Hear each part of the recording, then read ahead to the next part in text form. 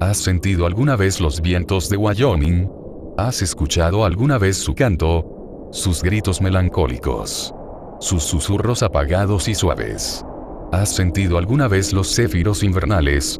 Sus mordidas feroces y punzantes. O el respiro del verano, cuando sus suaves brisas alivian la intensa luz del sol. Los vientos de mi tierra natal son conocidos en todas partes. He sentido los vientos de Wyoming casi todos los días de mi vida. Vivo en las colinas del valle fluvial de la pradera por donde mis antepasados vagaban libremente. Vivían en tipis de piel de bisonte, sin estar atados a un solo lugar, cambiando para siempre como las ráfagas. Y durante miles de años resistieron las tormentas de estas tierras. Diferentes corrientes, diferentes brisas. Y, sin embargo, el mismo viento que recorre mi cabello. Las mismas ráfagas que besan mis mejillas. La reserva Wind River. Ahí es donde he vivido. En mi casa. Mi vieja cabaña de madera en una colina. Y aparte de Washakie, mi perro, mi mejor amigo, siempre he vivido aquí solo. La noche que llegó, me desperté con el aullido de las ráfagas y los vendavales. Golpeaban mis puertas y mi choza. Aunque intenté desesperadamente volver a dormir, las persistentes y estridentes corrientes de aire me negaron ese placer. Me quedé allí tendido, con una ira terrible por los mistrales, cuyos cantos no cesaban. Todas las noches de la semana anterior había estado expuesto al ruido. Tenía un frío terrible. Al despertar, tenía los dedos de los pies entumecidos. La vieja y defectuosa estufa de leña que usaba para calentar mi pequeña cabaña no era rival para los vientos torrenciales que se colaban por las grietas de mis paredes de troncos. Me tapé con mi gruesa manta de lana, el último escudo contra la furia del vendaval. Los aullidos se hicieron cada vez más fuertes. Al mirar por las ventanas, vi los árboles, sus ramas y hojas, desgarradas y arrancadas por completo. Volaban en todas direcciones.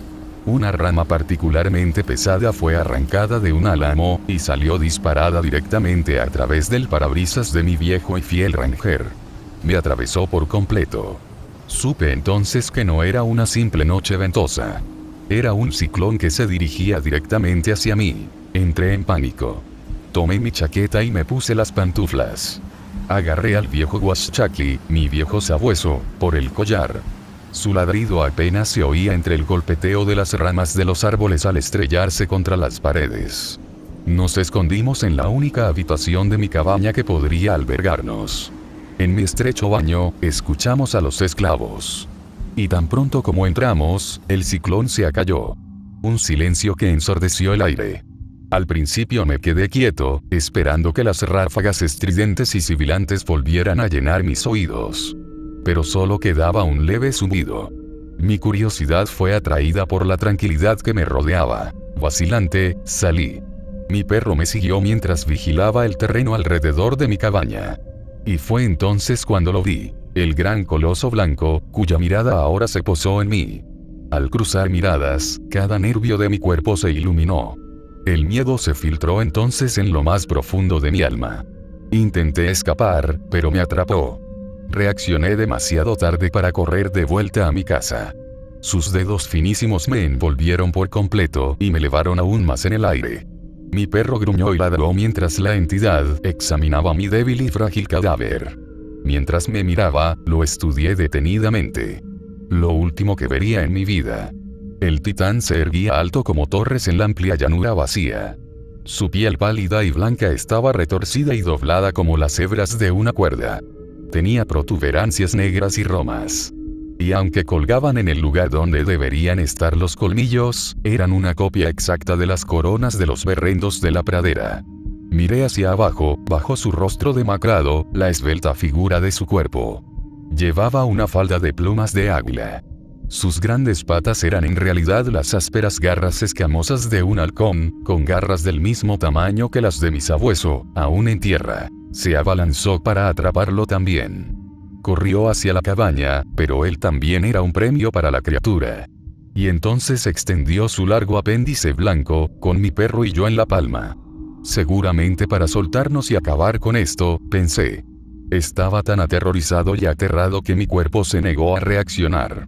Me quedé paralizado un buen rato hasta que Washchaki me dio un codazo bajo el brazo con el hocico. El coloso no me mató. En cambio, me mostró una visión. La vista de la pradera nocturna. Observé las colinas. Observé el río, sus arroyos y los árboles a lo largo de él. Vi los acantilados de arcilla roja de las tierras baldías. Las matas de Artemisa, tan salvajes y libres. Lo vi todo junto. Miles de años, azotado y erosionado por los vientos de la gran bestia blanca. Ahora, suaves colinas de llanura descansaban bajo las lejanas crestas de las montañas. Picos nevados rozaban el cielo. Con un océano de ondulantes olas de tierra, inmóviles e impresionantes de contemplar. Entonces, el gran gigante pálido silbó una melodía que resonó por la pradera. Atrajo manadas de bisontes y berrendos, y bandadas de cuervos, alondras y águilas. Familias de coyotes y liebres se reunieron a sus pies. Calma. Sin violencia. Sin desobediencia. Incluso Washchaki se sentó firme en la palma de la mano de la entidad. Crucé las piernas y esperé. ¿Qué era lo que desconocía? Entonces los vientos comenzaron a soplar. Se volvieron más salvajes y poderosos. El ciclón regresó. Se movía y se agitaba, por todas partes menos alrededor del coloso, que nos mantenía a todos a salvo en el ojo del huracán. Mi choza no se salvó. Los vientos la destrozaron. Sus restos cubrían la tierra. Los vendavales implacables e indomables solo dejaron atrás los huesos. Y entonces volví a caer, tocando el suelo, y la entidad caminaba en fila. Hacia el este, la gran cosa vagaba. Las criaturas de la pradera se dispersaron. Washchaki y yo nos quedamos allí, asombrados y asustados por la entidad que nos había compadecido y nos había perdonado. Nunca volví a verla, y dudo que vuelva a verla. Ahora sé lo que antes desconocía. La belleza de este hogar que tanto había dado por sentado. El hogar de mis antepasados. Y también el mío. Lo reconstruiría. Viajaría a los pueblos. Juré difundir el mensaje. Y por eso, querido lector, pregunto. ¿Alguna vez has sentido los vientos de Wyoming? Y si así fuera, ¿alguna vez has conocido su fuente?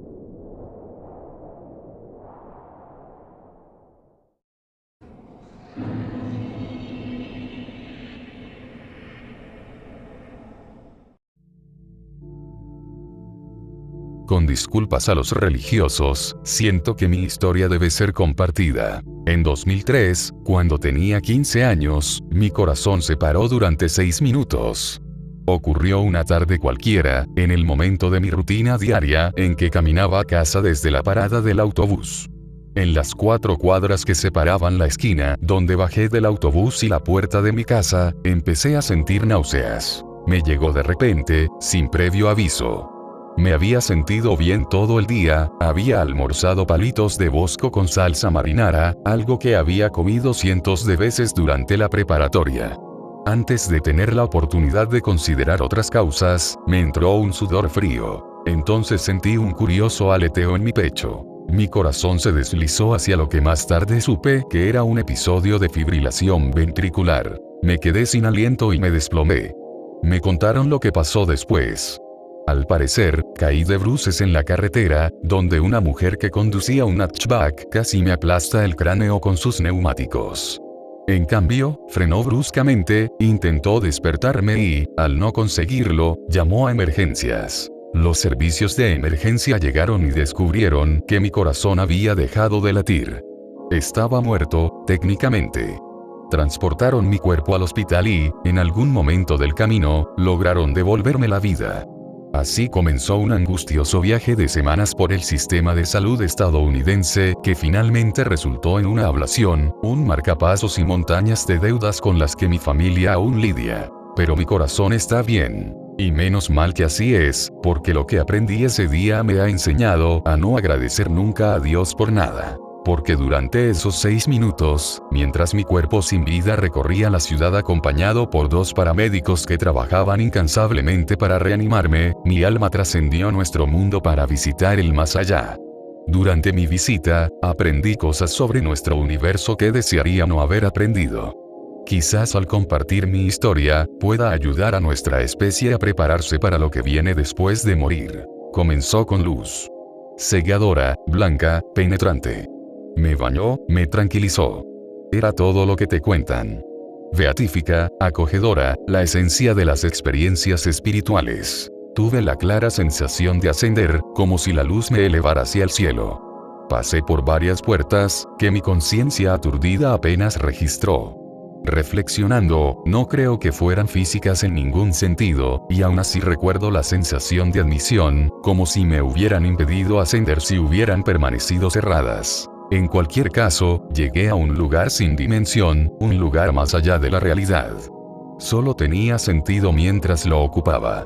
No creo que un ser corpóreo pueda comprender el plano astral. Hay algo en su existencia intangible que desafía la traducción. Así que lo que me llevé fueron más impresiones que imágenes. No estaba solo. Varias fuerzas vitales me rodearon al llegar. Al principio, debido a mi formación cristiana, creí que eran ángeles. En mi forma incorpórea, hice el gesto espiritualmente equivalente de abrir los brazos, anticipando su abrazo. En cambio, me sentí encadenado por sus poderes, como un perro con collar. La humillación y el terror me invadieron. Estos no eran los seres etéreos que me habían hecho creer que nos aguardaban. Eran señores crueles e insensibles que me tenían encadenado. ¿Por qué? Pensé, mientras mi alma gemía como un niño petulante. Algo parecido a una risa regresó, pero era fría, burlona. Los pensamientos flotaban en mi conciencia como pájaros que aparecían y desaparecían volando.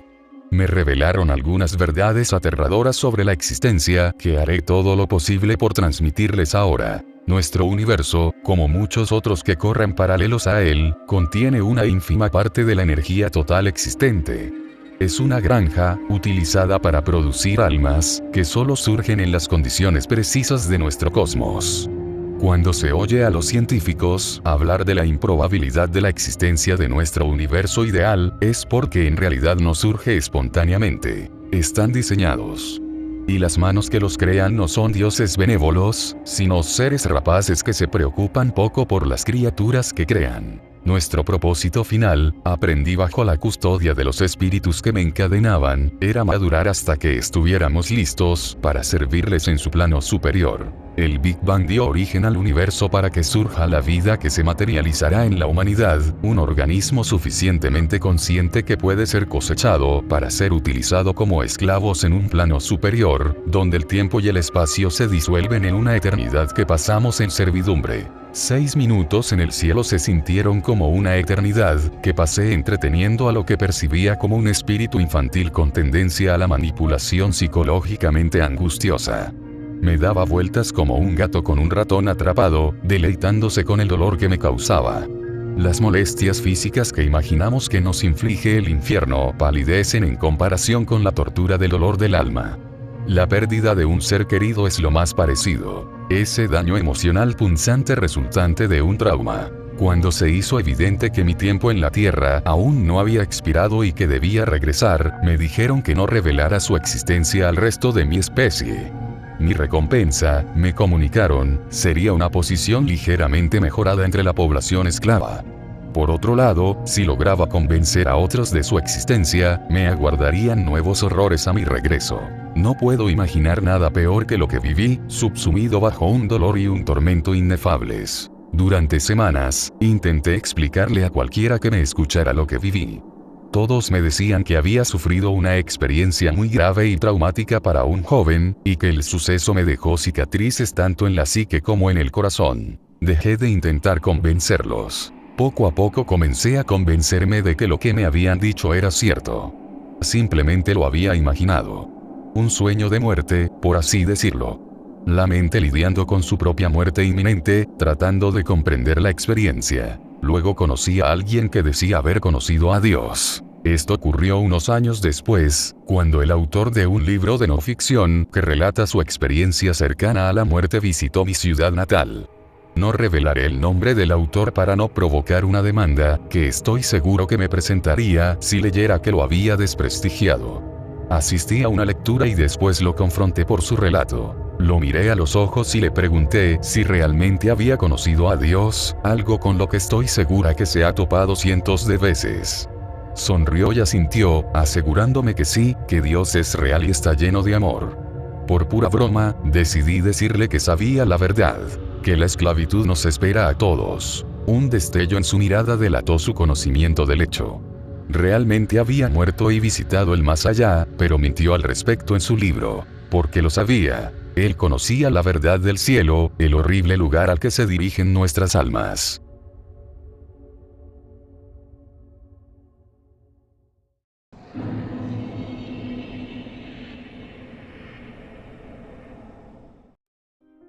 Nací con una gemela idéntica.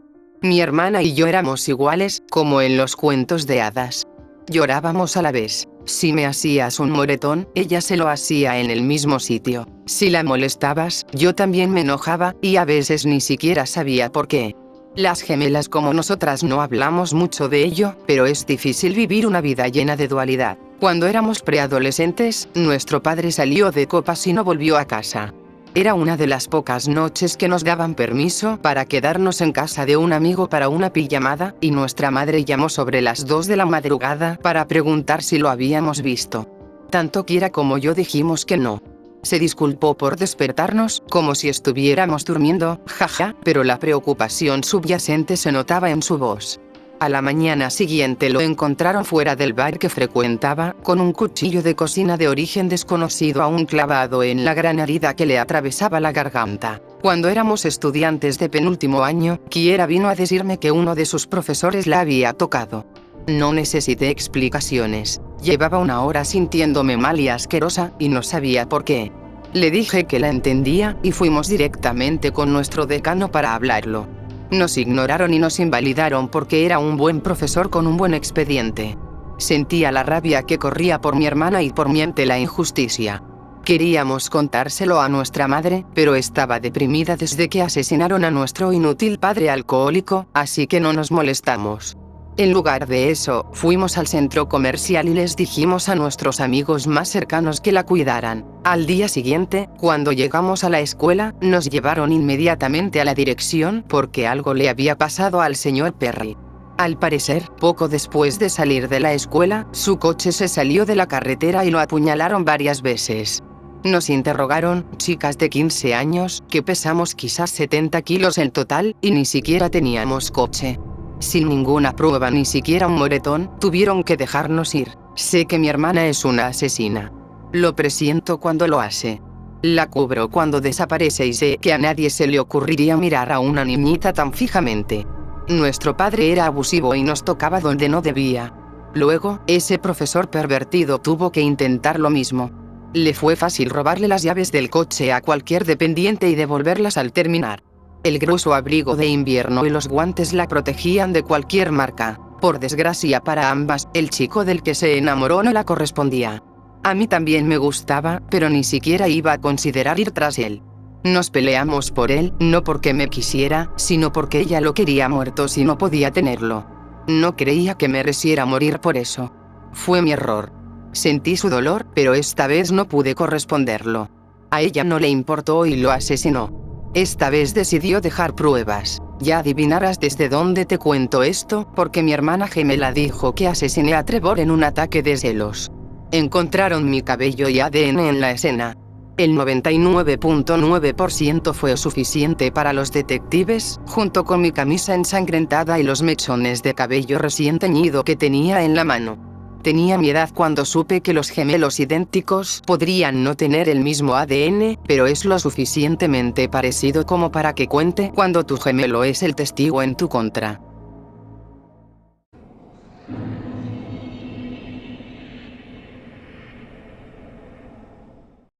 Nací en el año 2000 y crecí en un pueblito del noreste de Ohio. Teníamos una de esas casitas estilo rancho, de una sola planta y 3 habitaciones. Estuvimos solos mi madre y yo durante la mayor parte de mi vida. Mi padre se fue cuando era un bebé. Era una buena madre, por lo que recuerdo. No teníamos mucho dinero, pero se aseguraba de que siempre tuviera lo que necesitaba. Trabajaba de camarera en un restaurante del centro. Siempre cansada, pero siempre amable. Veíamos películas juntos por la noche. Me arropaba, me besaba la frente y me decía que me quería. Me sentía seguro, excepto a la hora de acostarse. Debía de tener unos 6 o 7 años la primera vez que lo noté. Una noche, después de arroparme, oí crujir el suelo después de que apagara la luz. No en el pasillo, junto a mi cama. Recuerdo quedarme paralizado, escuchando. Entonces oí el sonido de su respiración. Lenta. Fuerte. Justo debajo de mí. Me incliné sobre el borde y susurré: «Mamá». Ella no respondió. Solo una risita suave. No era mala. No era juguetona. Simplemente rara. La llamé más fuerte. Después de unos segundos, salió de debajo de la cama como si nada. Me sonrió y dijo: «Duérmete, cariño. Mamá está aquí». Luego salió de la habitación. La noche siguiente, lo mismo. La oí arrastrarse bajo la cama justo después de apagar las luces. El suave golpe de sus rodillas y manos contra las tablas del suelo, el movimiento del colchón al acomodarse. Luego, la respiración. Era demasiado pequeño para cuestionarlo. Pensé que tal vez solo era un juego que le gustaba jugar. Pero a medida que crecía, más me daba cuenta de que no era un juego. Se convirtió en una rutina. Me arropaba como siempre, apagaba la luz y se metía debajo de la cama. Todas las noches. Y luego empezó a hacer pequeñas cosas. Golpeaba la madera bajo mi colchón con ritmos extraños. 3 golpes, luego 2, luego 4. A veces sonaba casi como una canción, otras como patrones aleatorios. Si me movía o me sentaba, paraba hasta que me volvía a acostar. Un par de veces la sorprendí asomándose desde los pies de la cama. Sentía miradas sobre mí y bajaba la vista, y allí estaba. Su rostro apenas visible en la oscuridad, un ojo brillando en la tenue luz del pasillo. Sin expresión alguna. Solo observando. Dejé de dormir bien. Me quedaba rígido bajo las sábanas, demasiado asustado para moverme o llamarla. Si intentaba levantarme de la cama, me agarraba el tobillo. No con fuerza, solo lo suficiente para detenerme. Luego volvía a reírse, con esa misma risa suave y extraña. Nunca se lo dije a nadie. ¿Cómo explicas algo así siendo niño? Pensé que nadie me creería. No todas las noches ocurría algo aterrador. Algunas noches, simplemente se quedaba allí tumbada en silencio. A veces la oía susurrar para sí misma. Palabras que no entendía, suaves y firmes, como si le hablara a alguien a quien no podía oír. Esto continuó durante años. Durante el día, era completamente normal.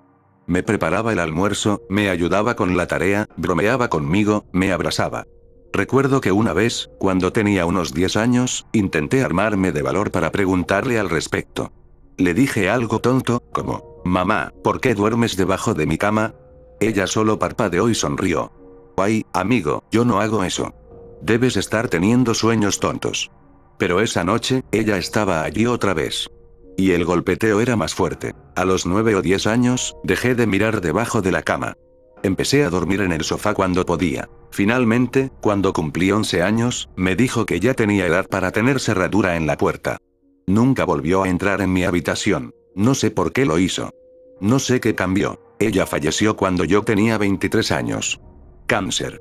En sus últimas semanas, estuvo confundida la mayor parte del tiempo, divagando.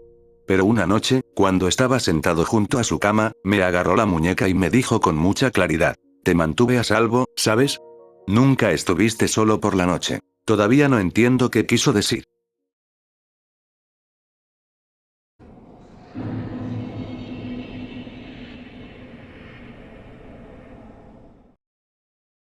Estoy conectado constantemente. Busco muchas cosas y personas en Google cuando me aburro. Ya he buscado mi nombre en Google, junto con el de amigos, conocidos, teorías conspirativas y cosas de internet. Pero anoche fue la primera vez que busqué en Google el nombre de mi esposa. Y encontré algo que nunca olvidaré. El primer resultado fue un obituario. Claro, supuse que era alguien con su mismo nombre. Su nombre es Emily y su apellido es bastante común, no lo compartiré aquí porque no quiero que divulguen información personal. Pero hice clic de todos modos, solo por curiosidad. Se me cayó el corazón al suelo cuando vi una foto de mi esposa en el sitio web. Cabello rubio con reflejos. Ojos oscuros. Y las fechas también coincidían. 1986, 2012. Según este obituario, ella había muerto cuando tenía 26 años. La conocí cuando tenía 27 años. No puede ser, pensé. Debe ser alguien que se parece a ella. Con su nombre. Y su año de nacimiento. Pero sabía que eran demasiadas coincidencias para estar equivocado. Cuando leí el obituario, me consolidó. Mencionaba su amor por los caballos, su trabajo voluntario en un comedor social a través de su iglesia y su trabajo como bióloga postdoctoral. Coincidían tantos detalles que era imposible que fuera una coincidencia. ¿Qué estás mirando? Di un respingo cuando mi esposa entró de la cocina y se sentó a mi lado. Instintivamente, cerré la laptop de golpe. Nada, dije. Luego, al darme cuenta de lo sospechoso que parecía, añadí. Estaba mirando regalos de cumpleaños para ti. Por un instante, su rostro se congeló, y me preocupó que no se creyera mi mentira. Pero entonces sonrió. Esa sonrisa cálida que me encantaba, arrugándole las comisuras de los ojos. Qué dulce. Dijo, sentándose a mi lado. Tragué saliva. Sí. Se acurrucó a mi lado, pero me sentí completamente nervioso. El calor de su piel ya no me resultaba cálido ni acogedor. De hecho, un escalofrío me recorrió la espalda. Después de unos minutos, me solté de su abrazo. No me siento bien, mentí. Voy a acostarme. Ah, vale. Dijo ella haciendo pucheros. Antes de que pudiera decir nada más, subí corriendo las escaleras. En cuanto me subí a la cama, volví a sacar el obituario.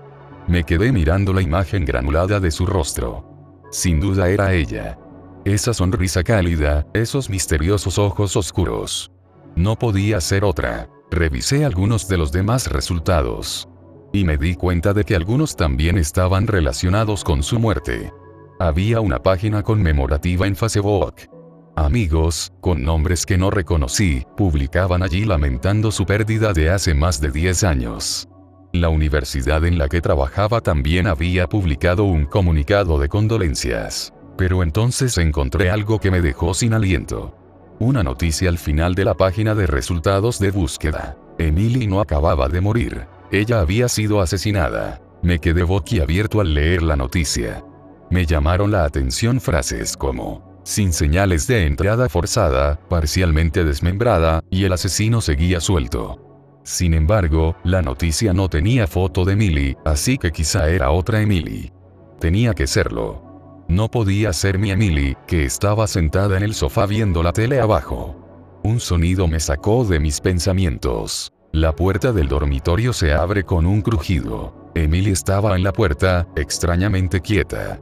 La luz del pasillo estaba apagada, cubriendo su rostro con sombras. «Emily», pregunté con voz temblorosa. Vine a ver cómo estabas. Dijo con voz suave y fresca. Gracias, dije, apagando rápidamente el teléfono y dejándolo a un lado. Me siento mucho mejor. Estoy bien. Me alegra oír eso. Dijo ella bajando la voz. Intenté mantener la calma mientras se metía en la cama conmigo. Me quedé allí, rígido y con frío, mientras me abrazaba. Te quiero, cariño, susurró, acurrucándose conmigo bajo las sábanas. Yo también te amo. Así que ahí estoy ahora. Escribo esto desde mi teléfono, mientras Emily duerme a mi lado. No sé si estoy a salvo aquí. No sé con quién, ni con qué, estoy lidiando. Me han pasado por la cabeza todo tipo de situaciones disparatadas. Emily tenía una gemela idéntica que murió y se apoderó de su identidad. Es alguna criatura horrible de los cuentos populares que mató a Emily y adoptó su apariencia. Cuantos más minutos pasan, más disparatadas se vuelven mis teorías. Ninguna tiene sentido. Solo hay una cosa de la que estoy seguro. Quien quiera que sea, o lo que sea, que esté durmiendo a mi lado no es la verdadera Emily.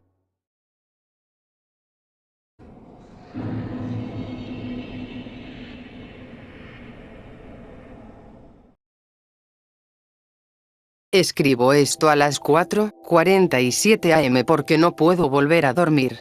Rayos. No creo que vuelva a dormir.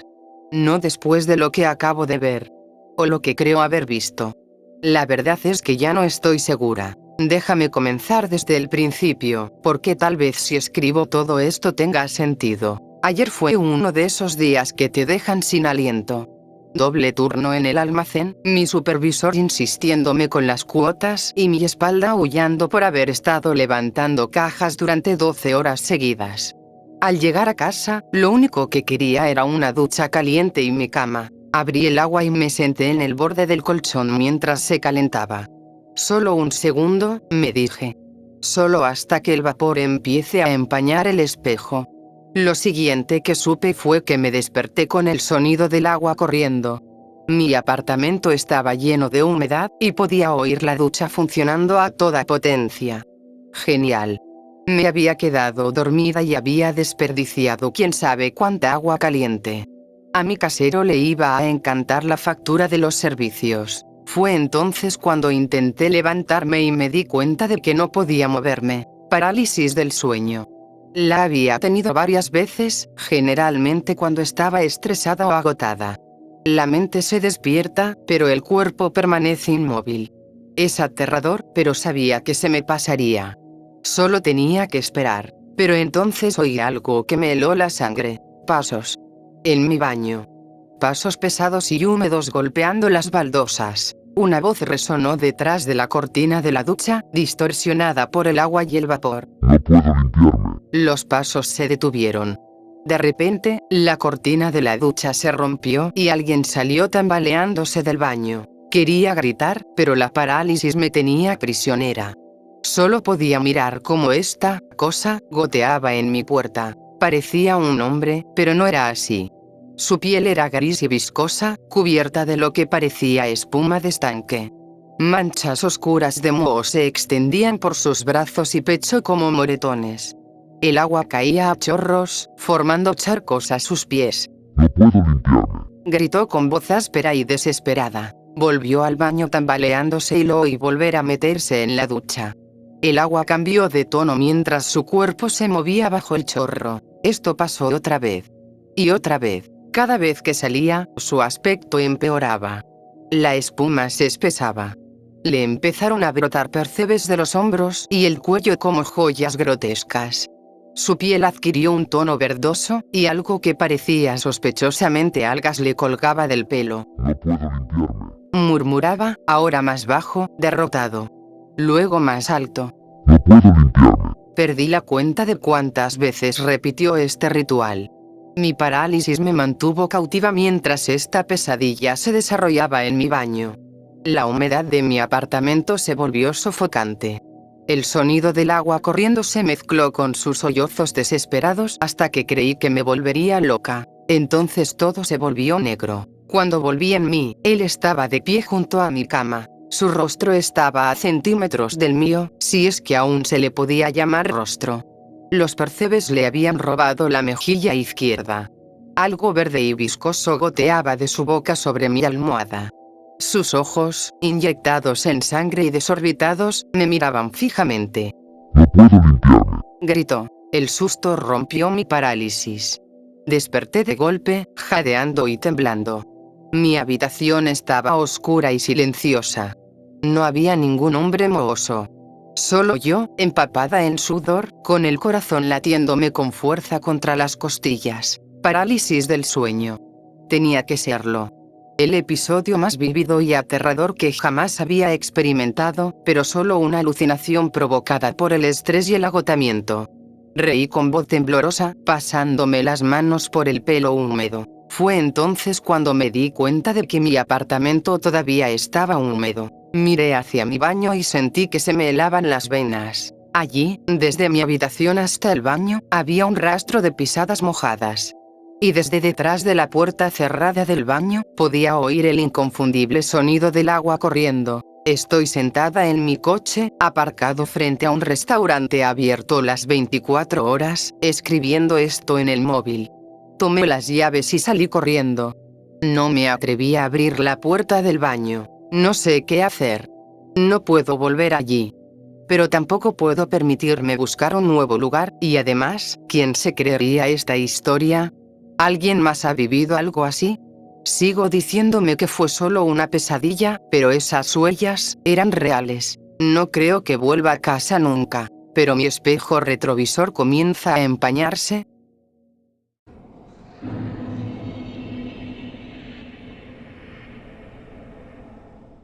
Cuando cuento esta historia en fiestas, la cuento como si fuera un chiste. Le doy importancia a la gran justicia cósmica que implica, enmarcando el momento en que mi coche se detuvo como una especie de remate cursi.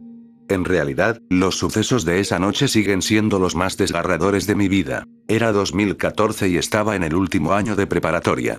En ese entonces, vivía en el centro de Texas, pero mi hermano estudiaba en Colorado. Como se graduaba pronto y aún no lo había visitado, decidí ir a visitarlo cuando coincidieran nuestras vacaciones de primavera. El único problema era que, técnicamente, no debía conducir. Aunque parezca mentira, a pesar de ser un jovencito de 18 años imbécil al que le gustaba conducir rápido, nunca había tenido una infracción de tráfico.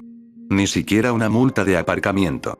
Por desgracia, me pillaron bebiendo con mis amigos una semana antes del viaje. Me suspendieron el permiso de conducir 30 días, pero no dejé que eso me detuviera. Iba a ver a mi hermano de una forma u otra, así que salí tarde, me tomé Red Bulls a tope para estar alerta y me mantuve en las carreteras secundarias lo más posible.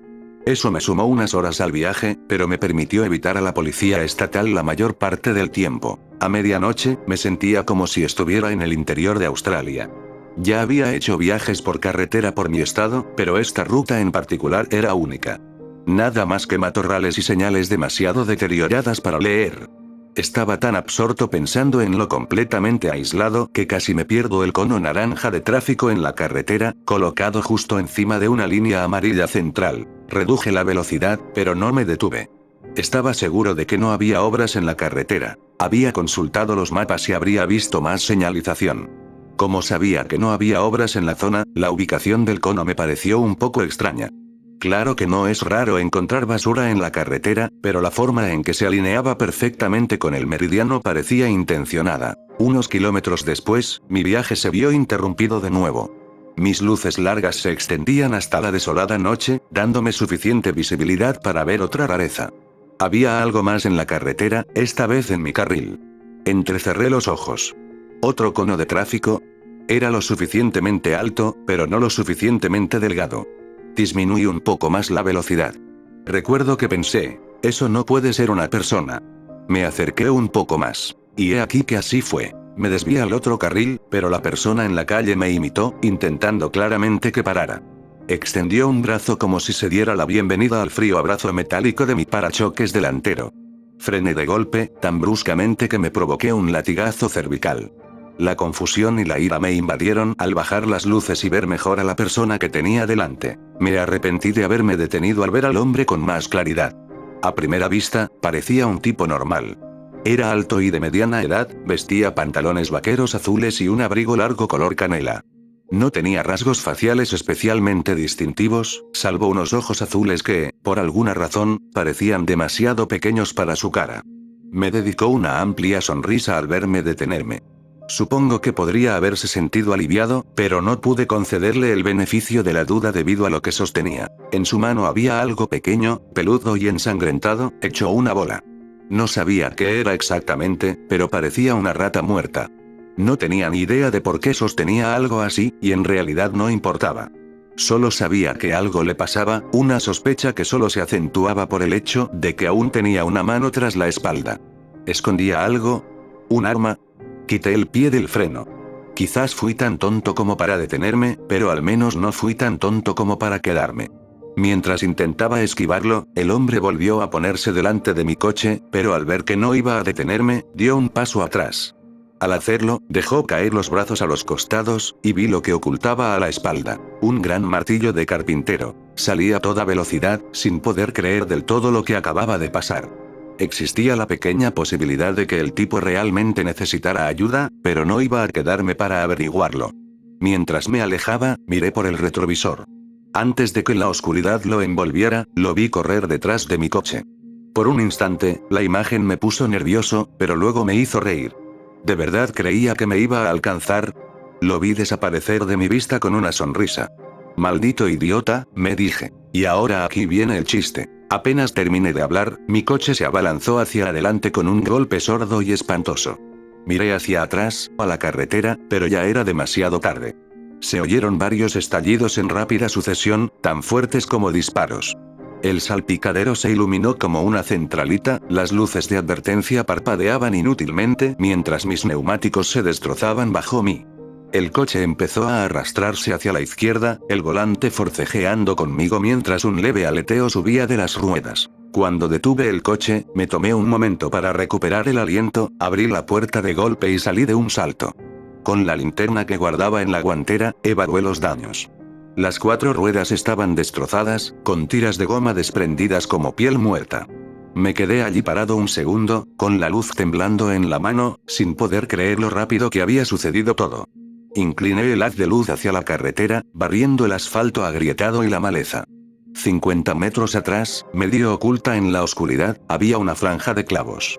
No la había visto en absoluto. Entre el lugar donde me encontré con el hombre y el lugar donde me di con los clavos, había una pequeña colina. No podía ver nada por encima de la colina, pero de alguna manera sabía que me perseguían. El hombre del martillo, que probablemente era el que estaba detrás del cono de tráfico y la trampa de clavos, se dirigía hacia mi coche en ese preciso instante. Solo nos había separado unos 800 metros, lo que significaba que tenía 5 minutos como máximo para decidir qué hacer. Revisé mi teléfono y, por pura casualidad, no tenía señal.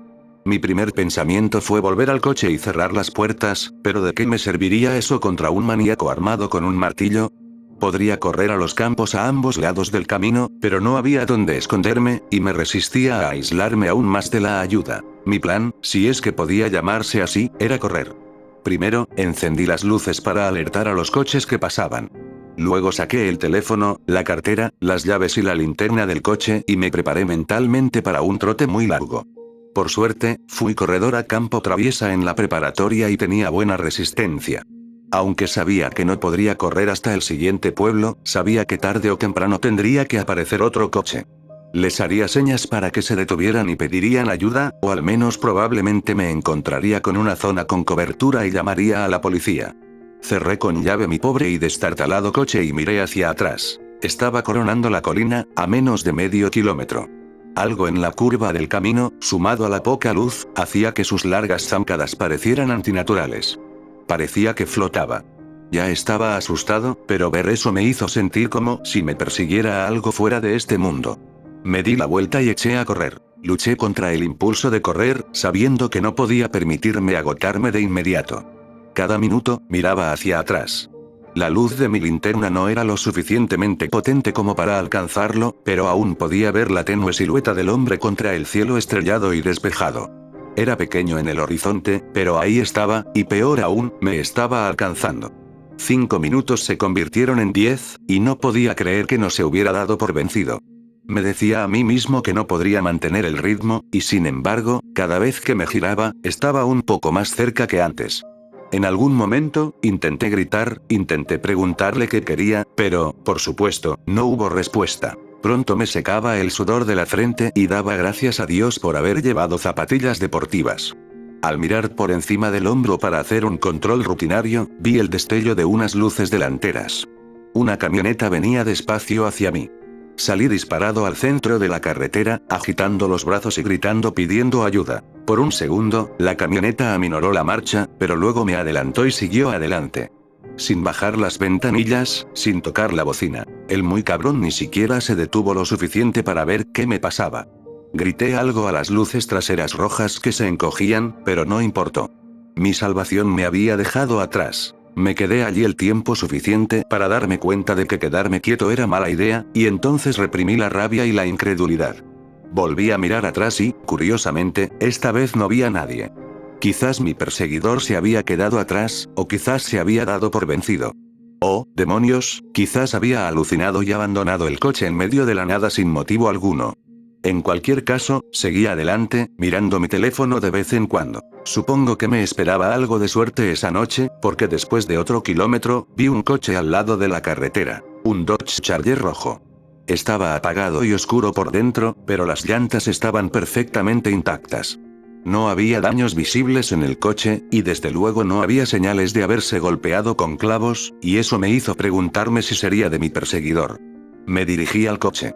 No había nadie dentro, pero aún tenía las llaves puestas. Normalmente, aquí es donde termino mi historia. Dodge Ex Machina al rescate. Me acomodé en el asiento del conductor y respiré aliviado cuando, al girar las llaves, el motor rugió. Milagrosamente, el coche se podía conducir y tenía suficiente gasolina para llevarme al siguiente pueblo. Finalmente, convencido de que sobreviviría a la prueba, miré por la ventanilla del copiloto y vi algo que me detuvo el corazón. A pocos metros del coche, acortando distancias rápidamente, estaba el hombre. No se había dado por vencido en absoluto. Simplemente había empezado a correr en círculo por los campos, evitando el camino que yo había vigilado con tanta diligencia, y tan inútilmente. Había contado con que lo perdería de vista para pillarme desprevenido, y casi funcionó. Para cuando pisé el acelerador a fondo, prácticamente tenía los dedos en el manillar. Lo vi por última vez por el retrovisor mientras el Charger arrancaba. Una imagen borrosa, pálida y sonriente, acercándose más rápido de lo que debería haber sido posible. Después de eso, conduje el coche directamente a la comisaría del pueblo vecino. Al amanecer, cuando me llevaron a recuperar mi vehículo, todas las ventanas estaban destrozadas. No solo agrietadas, sino destruidas. No me habían robado nada del coche, lo que, de alguna manera, empeoró todo. Que yo sepa, nunca encontraron al hombre del martillo. Aquí está la parte que generalmente omito de mi pequeña historia. Cuando, exhausto y casi al límite, por fin llegué al Charger, la puerta del conductor estaba abierta. Encendí la linterna y barrí el interior con su luz. La cabina era un desastre. Había sangre manchando el volante, la palanca de cambios y el asiento del conductor, como si una criatura herida hubiera estado retorciéndose. El parabrisas estaba roto por dentro. Desde la puerta abierta se dibujaba una línea oscura a través de la grava y la maleza. Un camino aplastado, moteado de rojo, por donde habían arrastrado algo pesado. Dejé que mi luz siguiera la hendidura hasta que se fijó en algo inmóvil y deforme. Había un hombre tendido allí de espaldas, un pobre desgraciado que, muy probablemente, se había ofrecido a llevar a un viajero oprimido. Tenía la boca abierta como si hubiera muerto al intentar hablar. Le habían destrozado el cráneo. Parte de él simplemente había desaparecido, dejando una cueva sobre sus ojos donde algo pesado había aterrizado una y otra vez. El blanco de su cráneo brillaba como la luna bajo mi luz. Ese montón de pelos enmarañados en la mano del autoestopista no era un animal atropellado, era un maldito cuero cabelludo entero.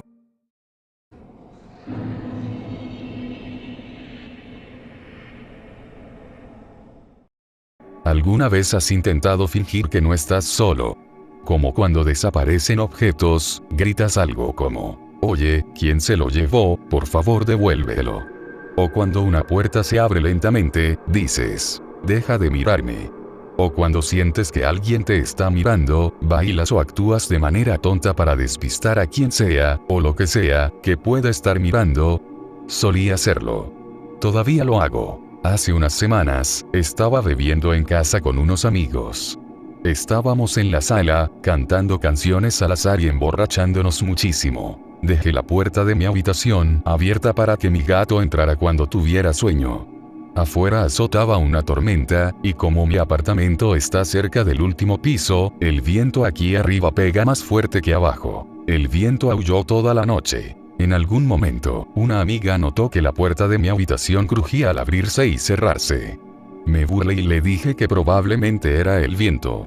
Asintió y volvió a cantar, pero el momento se me quedó grabado. Se sentía raro. Ninguna de mis ventanas estaba abierta. No debería haber habido una corriente de aire lo suficientemente fuerte como para mover la puerta. Pensé que quizá era mi gato, Max. Abreviatura de Eternatus Eternamax. Como hacía tiempo que no lo veía. Como era el que estaba más cerca de la puerta, me levanté para comprobarlo. Mientras caminaba, mi amigo le gritó en broma al fantasma que se detuviera. Todos rieron, pero cuanto más me acercaba, más extraño me parecía. El crujido había cambiado. Ya no era aleatorio. Era rítmico. Intencional. Como si algo moviera la puerta de un lado a otro a propósito. Forcé una risa nerviosa y repetí el chiste de mi amigo. Oh, espíritu de la puerta, por favor, deja de moverte. Luego abrí la puerta de golpe, y algo pasó a mi lado. Una ráfaga de aire tan fuerte que me dejó sin aliento, algo había volado a toda velocidad. Me quedé paralizado. Mi sonrisa desapareció. Se me heló la sangre. Allí, debajo de la cama, una niñita asomaba la cabeza, boca abajo. Sus pequeñas manos se aferraron a la parte inferior del marco de la cama. Su largo cabello se desparramaba por el suelo como tinta, y ya se había escabullido debajo de la cama cuando abrí la puerta. Solo pude ver sus ojos. Eran enormes. Abiertos de par en par. Inyectados en sangre. Impasibles. Sus cejas estaban fruncidas y sus mejillas se arrugaban como si estuviera sonriendo. Cerré los ojos y grité.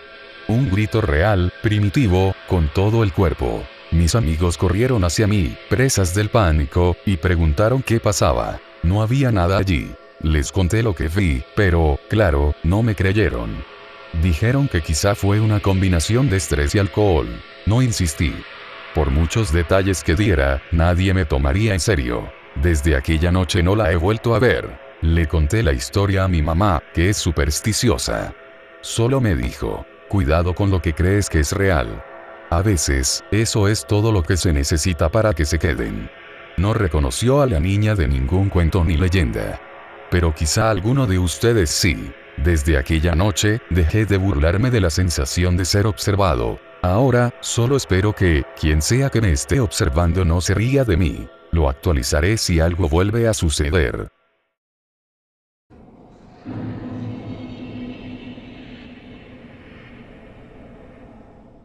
Ya había explorado edificios abandonados antes, era un pasatiempo mío, el misterio, las leyendas, la idea de rayos de luz brillando a través de una ventana rota, todo me atraía, pero este edificio en particular me hizo repensar mis intereses. Había estado explorando el edificio durante unos sólidos 30 minutos, era una vieja mansión, había historias de personas que escuchaban voces provenientes del interior, pero eso no me detuvo, nunca creí las historias que me hicieron explorar principalmente porque todas habían sido un fracaso. De todos modos, estaba tratando de abrir una puerta obstinada cuando todo el ruido simplemente se detuvo, silencio completo, el canto de los pájaros, el sonido de los autos que pasaban, todos simplemente se habían ido, es como si el mundo exterior simplemente hubiera desaparecido, incluso el polvo que reflejaba la luz parecía congelarse en su lugar, el aire se sentía pesado, como si un auto estuviera encima de mí, luego, por el rabillo del ojo, vi que algo se movía, me giré para ver qué era, y así, el sonido regresó.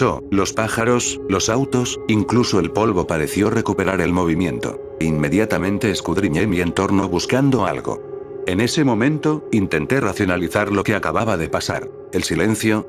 Un fallo acústico en el edificio, una zona muerta o algo así, me dije. Lo que vi con el rabillo del ojo. Un truco de la luz, me dije. Pero aún así, sentía una abrumadora sensación de miedo. Después de intentar abrir la puerta, no iba a dejar que eso me detuviera. Finalmente, logré abrirla. Una estantería se había caído delante de la puerta. El picaporte oxidado tampoco ayudó. Después de que terminé de explorar la habitación, que resultó ser una habitación de invitados, comencé a buscar la fuente de la cosa que vi por el rabillo del ojo, a pesar de mis mejores esfuerzos no pude racionalizarlo. Cuando salí de la habitación vi una estantería volcada, que juro que estaba en posición vertical hace unos minutos, en este punto estaba oscureciendo, había comenzado a explorar al anochecer y esperaba que esto tomara un tiempo, así que traje una linterna. Estaba mirando a mi alrededor cuando escuché un ruido, giré mi linterna hacia el sonido, luego lo vi, unos ojos brillantes, muy brillantes, junto con garras largas y afiladas, que envolvían la esquina de la pared. No me quedé para ver más, inmediatamente me di la vuelta y corrí de regreso a la habitación de invitados. Cerré la puerta de golpe detrás de mí inmediatamente bloqueándola con muebles, estaba sudando frío después de verlo. Al principio me sentí aliviado de haberme escapado, pero luego me di cuenta de que estaba atrapado.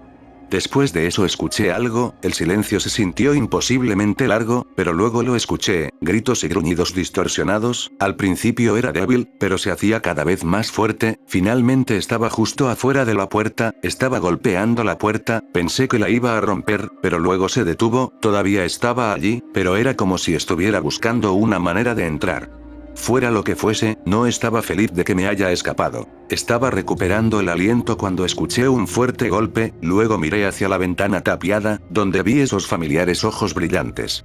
Cuando se dio cuenta de que lo vi, inmediatamente comenzó a golpear contra la ventana tratando de abrirse paso, tenía que encontrar una salida. No podía atravesar la puerta principal ya que tomaría demasiado tiempo mover los muebles que había colocado frente a mí, las diversas cosas que había usado para protegerme ahora me están poniendo en peligro. Escaneé rápidamente la habitación, vi una puerta que conducía a lo que esperaba que fuera un pasillo, intenté abrirlo pero la manija de la puerta estaba oxidada, la cosa casi había pasado, así que comencé a patear la puerta tratando de abrirla. Afortunadamente la madera estaba podrida, lo que facilitaba el paso, no era un pasillo como esperaba, mi corazón se hundió, pero luego lo vi, un agujero en una pared, pero esa cosa lo había logrado. No dudé en correr por el agujero, no había tiempo para hacerlo, no era un agujero grande, así que me corté con un trozo afilado de madera. Miré hacia atrás y vi que no podía alcanzarme, me tomé un momento para mirar alrededor, estaba en un pasillo oscuro, no reconocí el área, asumí que era un área detrás de una puerta de la que no podía moverme, antes de que pudiera recuperar el aliento escuché un fuerte golpe, esa cosa había atravesado la pared. Inmediatamente corrí esperando que el pasillo condujera a una salida. Miré hacia atrás para verlo mejor, era gigante y desgarbado, junto con esas garras largas y afiladas y ojos brillantes que había visto antes, y sus dientes eran increíblemente afilados, lo que sea que fuera esa cosa, no era natural. Mientras corría podía escuchar sus pasos, sonaban pesados, podía escuchar lo que solo puedo asumir que era el piso crujir con cada uno de sus pasos. Finalmente vi una luz y una salida pero se estaba acercando, corrí lo más rápido que pude y puse todo el poder que pude en cada paso, cuando salí no dejé de correr hasta que llegué a mi auto. Apenas había podido salir con vida, si no fuera por esa madera podrida y ese agujero en la pared no habría podido escapar. A veces, cuando estoy solo, ese mismo silencio que experimenté ese día vuelve a ocurrir, y solo puedo esperar que mi mente me esté jugando una mala pasada.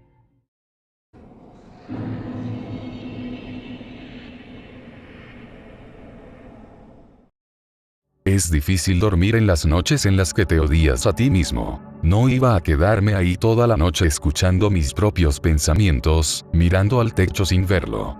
Así que cogí mis auriculares y una cerveza de la nevera y salí. Era un pueblo agradable para pasear. El aire nocturno era fresco, las farolas eran escasas y el bosque te rodeaba por todos lados. Pude pasar desapercibido y quedarme entre las sombras mientras pasaba entre manchas de un tenue resplandor naranja. Claro que estaba demasiado distraído para darme cuenta de lo agradable que era la noche. Estaba concentrado en usar el alcohol para ocultar mi dolor y la música para ocultar mis pensamientos. ¿Por qué soy yo? ¿Por qué tengo que vivir en este cuerpo? ¿Por qué tengo que tener este cerebro? La oscuridad me rodeaba por todos lados, desde la calle hasta mi cabeza. La música se desvaneció en la nada mientras me consumía. Porque mis padres me dieron la vida solo me ha traído miseria. He lastimado a todos los que he conocido. Los odio. Los odio a todos. Me odio a mí mismo. Tomé un sorbo de cerveza para reorientarme. No había ninguna bolsa de papel. No había policías cerca que me molestaran. Si alguien lo hubiera intentado, creo que le habría dado un garrotazo con la botella. Dale una oportunidad de dispararme. Dios mío, ojalá alguien me disparara ahora mismo. Ahí estaban esos pensamientos de nuevo. Siempre aparecían, si les dabas tiempo. Claro que ningún policía ni asaltante milagroso iba a aparecer de repente para liberarme. Si quería resultados, tenía que ser yo quien los diera. Mis pensamientos se oscurecieron y empecé a concentrarme en un solo pensamiento abrumador. ¿Sería yo quien se suicidara? Uno cuadra delante de mí, un ciervo emergió de la noche. Se detuvo bajo una farola y se giró para mirarme. Le devolví la mirada. Por un momento, todo quedó en silencio mientras esperaba que el ciervo cruzara. En cambio, simplemente se quedó quieto. Entonces comencé a notar cosas. Al principio pensé que tal vez era solo el misterioso resplandor naranja de la farola. Pero no, era el ciervo. Algo en él parecía extraño, pero no podía identificar qué era. Seguí mirando desconcertado. En el fondo de mi cabeza emergió una silenciosa sensación de inquietud, anulando la miseria que me consumía. Cuanto más miraba al ciervo, la sensación se intensificaba. Sentí que me tensaba, mi respiración se aceleraba, la sensación de inquietud aumentaba y aumentaba hasta convertirse en pánico absoluto. Había algo mal con ese ciervo. El ciervo se estremeció. Lentamente, con dificultad, comenzó a levantarse. Sus pezuñas delanteras se despegaron del suelo. Su enorme cuerpo se desplazó sobre las delgadas patas traseras. Empecé a oír un chasquido, como el sonido de madera al doblarse. Segundos después, se oyó un fuerte crujido cuando su fémur derecho se partió por la mitad. El ciervo no se sobresaltó ni gritó. Con calma, bajó la mirada hacia la pata, ahora de lado, y luego volvió a mirarme. Se quedó allí, mirándome fijamente, balanceándose descuidadamente sobre su única pata sana. Comencé a sentir una presencia en mi mente. Horrorizado, me di cuenta de que la criatura estaba dentro de mi cabeza. Impotente, me quedé allí mientras me desgarraba por dentro. Vio cada experiencia, cada emoción, cada acción que me había llevado a este preciso instante. Entonces habló. 3 palabras. Su boca no se movió, pero oí su voz clara como el agua dentro de mi cabeza.